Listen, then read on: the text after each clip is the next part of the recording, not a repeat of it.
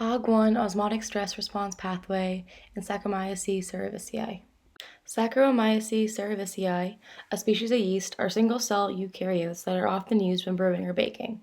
Since yeast are eukaryotes like human cells, they can be studied to discover and learn about cellular and metabolic processes that occur in both yeast and human cells. Osmotic stress occurs when there are rapid changes in the number of solids present outside the cell. Hyperosmotic stress is when more solids are present around the cell and cause water to leave the cell. Hypoosmotic stress is when fewer solids are present around the cell and causes water to enter the cell. The HOG1 osmotic stress response pathway we will be discussing is vital for both yeast and human cells to survive osmotic stress. HOG1 is a specific MAP kinase protein, where MAP stands for mitogen activated protein, that must be activated for the cell to effectively respond to osmotic stress.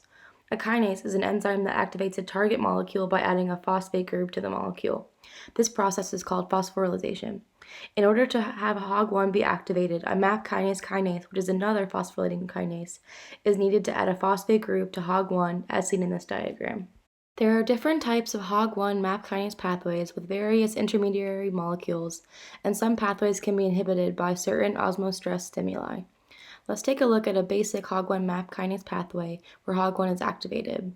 Pathways like these are signal transduction pathways where a cell detects osmotic stress and activates the start of the pathway, which leads to an enzyme cascade and a large production of activated HOG1. Osmostress is detected by signal proteins bound to the cell membrane called osmosensors. These signal proteins then activate the cascade by activating a specific intermediary molecule, or in this case, activating the MAP kinase. This kinase then phosphorylates MAP kinase, which subsequently phosphorylates MAP kinase, otherwise known as HOG1. Activated HOG1 proceeds to produce both nuclear and cytoplasmic responses. Some examples of cytoplasmic responses are regulation of metabolic activity, translation of proteins, and ion and glycerol transport at the cell membrane. Glycerol is an important osmolyte that can be used to adapt to osmotic stress. Nuclear response examples include regulation of gene expression, especially the genes that regulate glycerol production, and the cell cycle.